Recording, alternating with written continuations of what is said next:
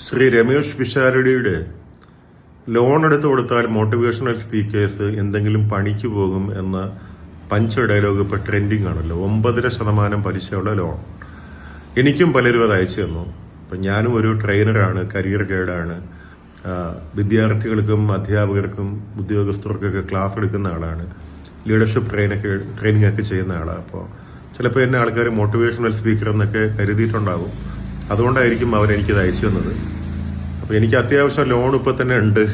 ഇനിയിപ്പോൾ ഒരു ലോൺ എടുത്താലും ഞാൻ ഈ പണി തന്നെയാണ് ചെയ്യാനാണ് ഉദ്ദേശം. കാരണം അത്രത്തോളം ഇഷ്ടപ്പെട്ട് ചെയ്യുന്നൊരു പണിയായത്. പിന്നെ 10 വയസ്സുള്ള കുട്ടി മോട്ടിവേഷണൽ സ്പീച്ച് ചെയ്യുന്നു. അതിനെക്കുറിച്ച് പുള്ളി പറഞ്ഞു. ഒരു കാണി എന്ന് പറയുന്ന കെവിൻ കാണി എന്ന് പറയുന്ന ഒരു അമേരിക്കൻ ബാലൻ 84-ൽ ജനിച്ചതാണ്.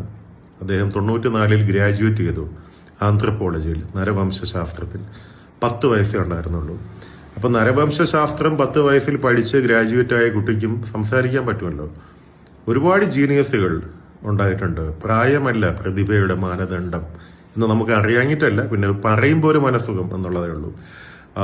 ഇപ്പോൾ ശ്രീനിവാസൻ രാമാനുജൻ മരിച്ചത് 32 വയസ്സിലാണ്. ശങ്കരാചാര്യർ 32 വയസ്സാണ്. സ്വാമി വിവേകാനന്ദ 39 വയസ്സാണ്. വയലാർ രാമവർമ്മയും ഗിരീഷ് പത്തഞ്ചേരിയൊക്കെ 50 തികയുന്നതിന് മുമ്പേ പോയിട്ട് ഒരുപാട് ജീനിയസ് കാണിച്ചിട്ടുള്ള ആൾക്കാരാണ്. Intuition is the highest form of intelligence എന്ന് പഠിപ്പിച്ചിട്ടുള്ളതും സ്റ്റീവ് ജോബ്സ് ആണ്. അപ്പോൾ എപ്പോഴും എക്സ്പീരിയൻസും ജീവിതാനുഭവങ്ങളും മാത്രമല്ല ഒരു ജീനിയസിനെ നിർണ്ണയിക്കുന്നത്. ഇൻസൈറ്റും ഇൻറ്റ്യൂഷനും ഉള്ള ആൾക്കാർക്ക് പ്രവചനാത്മകമായി പലതും സംസാരിക്കാൻ കഴിയും. അപ്പോൾ എന്തെങ്കിലും ഒരു പ്രൊഫഷനിലെ ഒരു വ്യക്തി ഏതെങ്കിലും ഒരു കാര്യത്തിന് പിടിക്കപ്പെടുമ്പോൾ എല്ലാവരെയും അടച്ചുരക്ഷിപ്പിക്കുന്നത് ശരിയല്ല. കാര്യം ഒരാളിനിപ്പോൾ ഒരു ലൈംഗിക കേസിൽ പിടിച്ചതുകൊണ്ടാണല്ലോ ഈ സംസാരമൊക്കെ ഉണ്ടായത്. അങ്ങനെയാണെങ്കിൽ സിനിമാക്കാർ എത്രയോ പേര് പിടിച്ചിട്ടുണ്ട്. അപ്പോഴൊക്കെ ഈ 9.5% പലിശയ്ക്ക് ലോൺ എടുത്ത് കൊടുത്തിട്ട് അവരോട് പണി മതിയാക്കി പോകാൻ പറഞ്ഞു. രാഷ്ട്രീയക്കാരെ പിടിച്ചിട്ടില്ലേ?